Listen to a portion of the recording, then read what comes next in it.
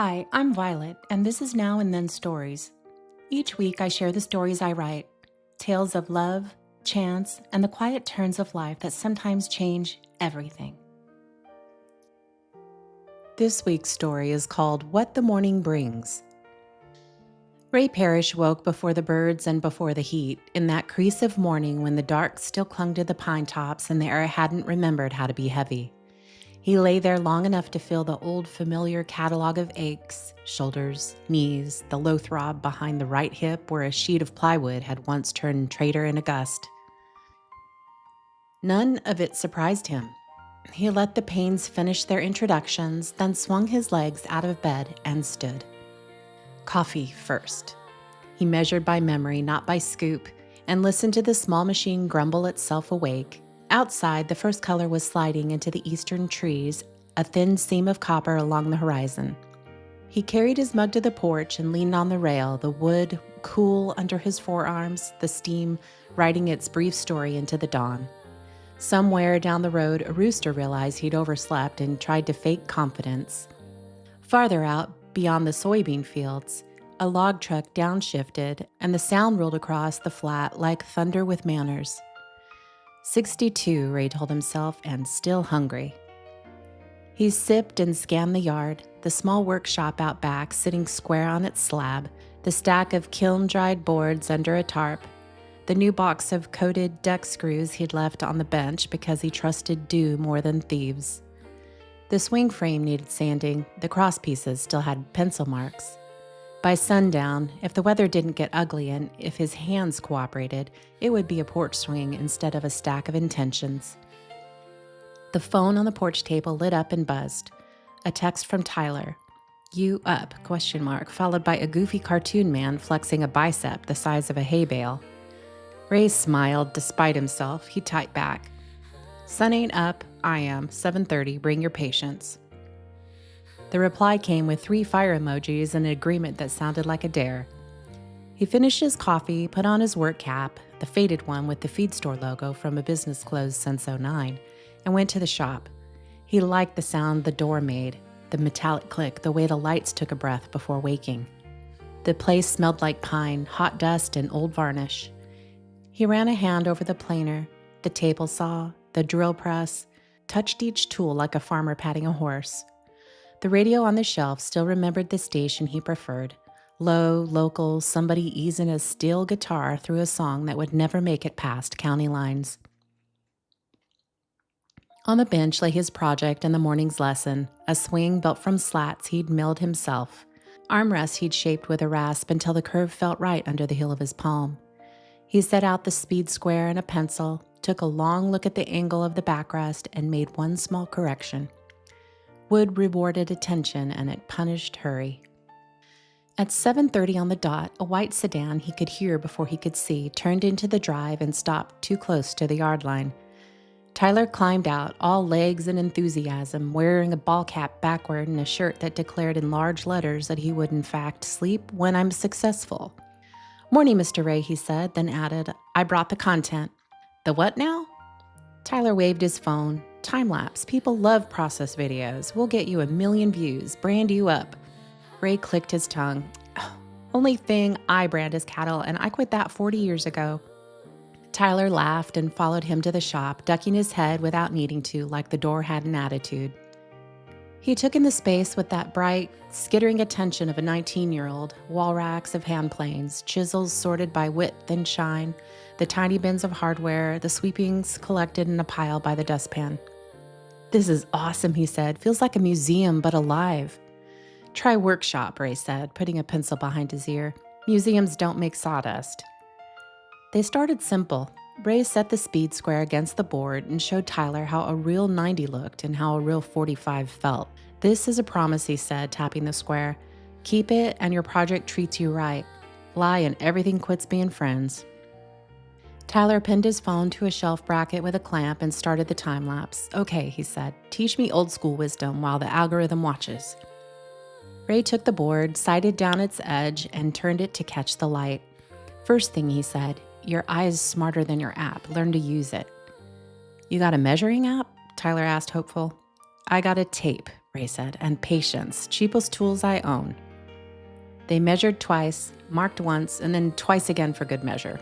Ray allowed Tyler the first cut on the miter saw. Tyler flinched at the startup whine, then steadied. The blade bit true, and the shop filled with the clean, sweet scent of cut pine. He lifted the saw and looked down at the face like he'd perform a magic trick. Ray examined the edge. "You'll pass," he said. "Post-worthy?" Tyler asked, half joking. "Build-worthy," Ray said. "Posts can mind their own business." They set the back slats with quarter-inch gaps. Ray's fingers had learned the distance decades ago, and Tyler drove the first screws, his wrist awkward and then less so. When Tyler reached automatically for the drill to over-torque ahead, Ray put a hand firm on the tool.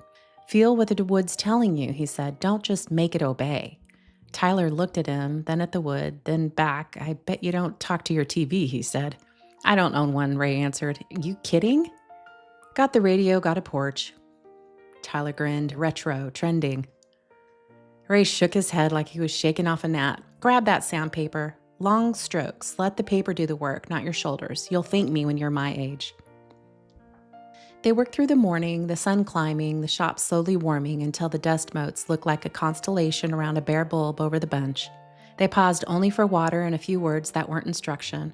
How long the drive to Columbia was if you hit the wrong stretch of construction, which barbecue joint had lost its way, which one remembered the recipe, whether the summer would burn dry or surprise everyone with rain.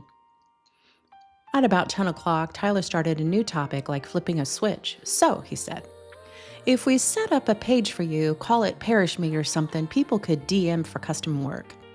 I could shoot short videos like, 'Here's how you restore a chair, part 1, and keep them under a minute.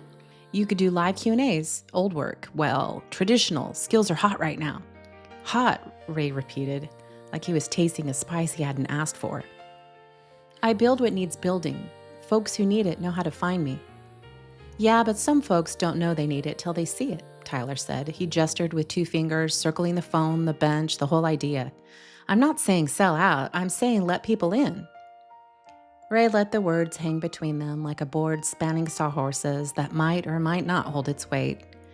He was not blind to time. He lived long enough to know the world remade itself every few years and left the unbending behind, but he also knew attention could ruin things as easily as neglect. Some work asked for quiet. "You can shoot your clips," he said finally. "But you film the work, not me. These hands are not an act."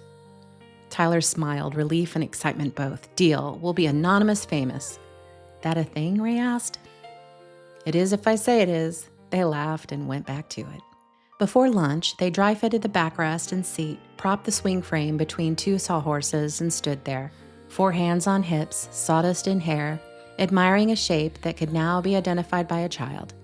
The hardest parts had become the simple ones now that they were together. "Eat," Ray decided. Inside the house, he made 2 sandwiches, heavy with tomato and Duke's mayo, and slid a jar of pickles across the table that had held 100 meals and 27 bills and one daughter's algebra homework for 6 months straight. He set down sweet tea in mason jars and watched the boy attempt to drink it like he was trying to impress someone. Tyler grimaced at the sugar and then, as all outsiders do, decided he liked it. "What'd you do at 19? Tyler asked, mouthful. "At 19, Ray said, I was learning to keep a circular saw from bucking me through the shop door, and I was saving money for a truck with a transmission that respected me." "You knew you wanted to build stuff?" "I knew I wanted to make things that stayed," Ray said. He wiped a smear of tomato from his thumb.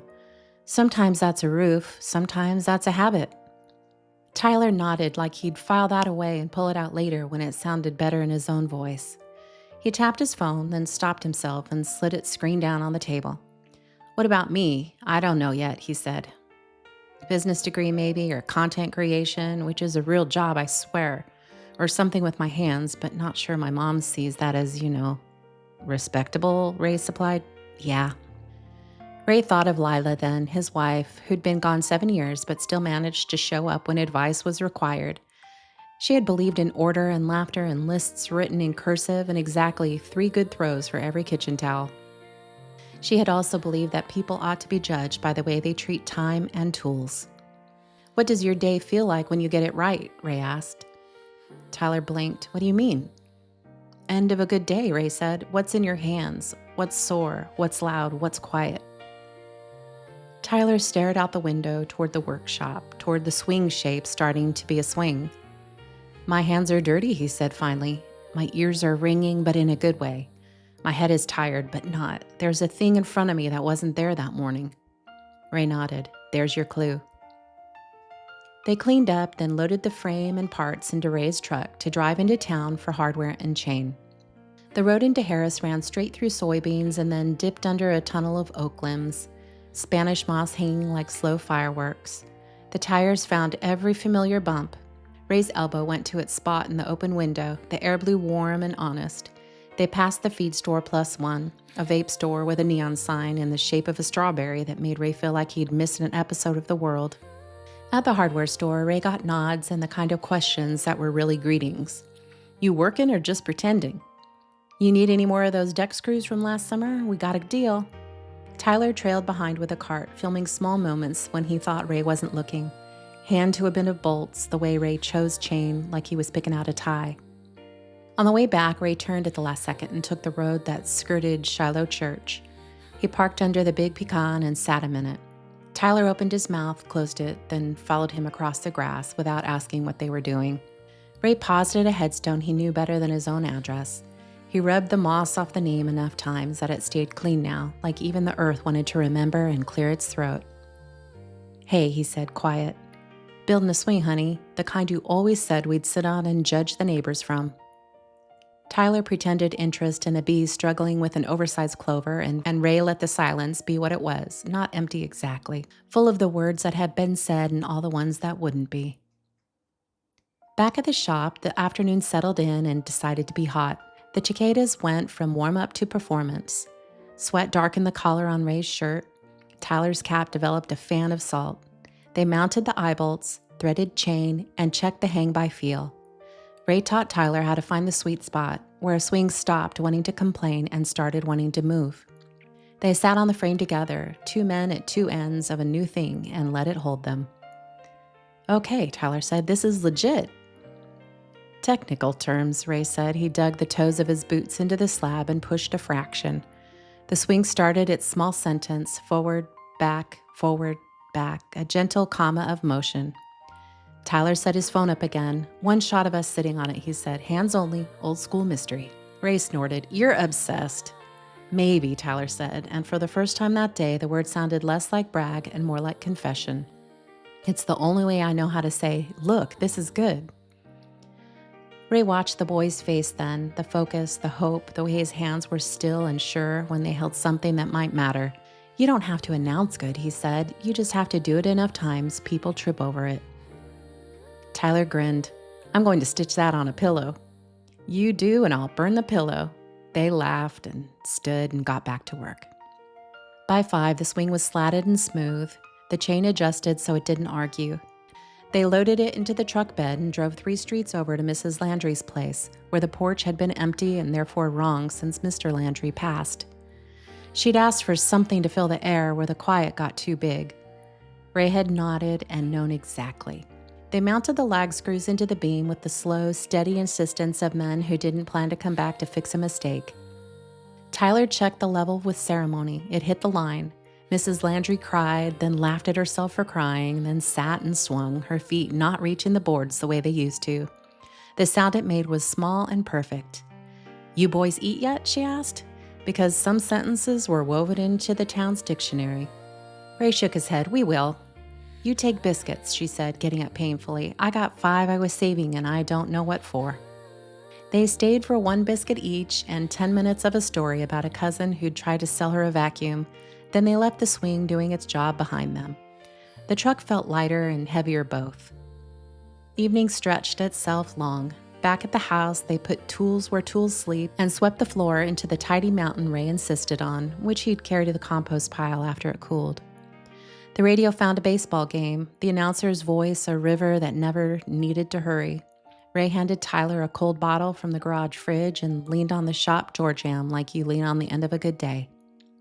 "Tomorrow," he said, "we'll talk about mortise and tenon." "Sounds like a law firm," Tyler said.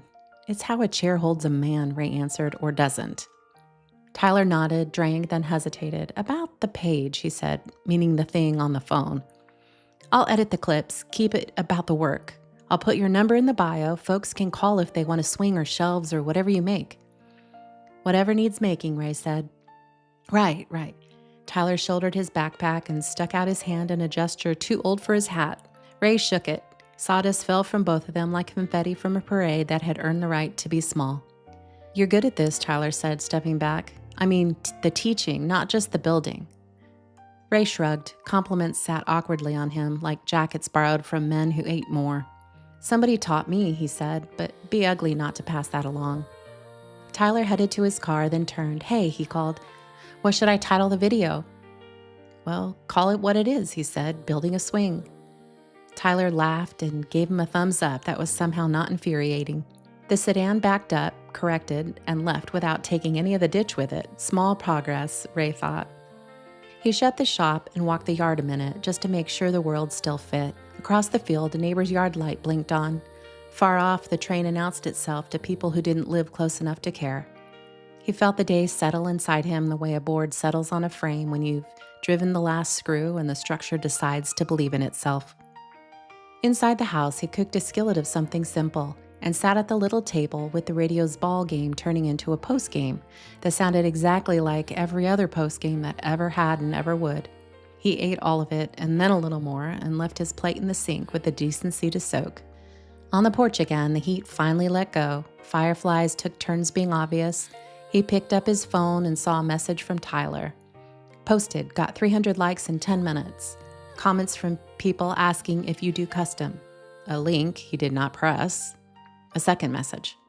You were right, kept it about the wood. A photo came through anyway. The swing, just the swing, hanging from the porch beam, empty and waiting, the chain gleaming like it had ideas. Ray set down the phone. He could feel the hum still in him, that spark that woke with him and traveled the length of the day without asking permission. It wasn't glory, it wasn't ego, it was heat with a job. He thought of morning, the coffee, the line of copper over the pines, the rooster lying to whoever believed him. He thought of a boy who didn't yet know what kind of man he wanted to be, and of a town that still knew how to ask if you'd eaten. He thought of a swing and of a name on a stone, and of the way a pencil mark on wood became a cut, became a joint, became something that could hold with grace the weight of a person resting. He smiled, small to no one. Tomorrow would want its share. He would rise, he would put on the hat, he would walk to the shop and touch the tools and listen for what the wood said first. He would show up in the shape of work until the light turns itself down. From the road, a late truck rattled by, and then the town was quiet. He stood in the dim and breathed the cool night air like a man drinking from a spring he hadn't yet emptied. Plenty left, he said to the dark, but not as a promise or a boast, but as an inventory. He went inside, set his alarm for a time the sun found unreasonable, and laid down with his hands still smelling faintly of pine. The end. Thank you for listening to Now and Then Stories with Violet. If this story spoke to you, I hope you'll stay a while. There are always more moments waiting to be found between now and then.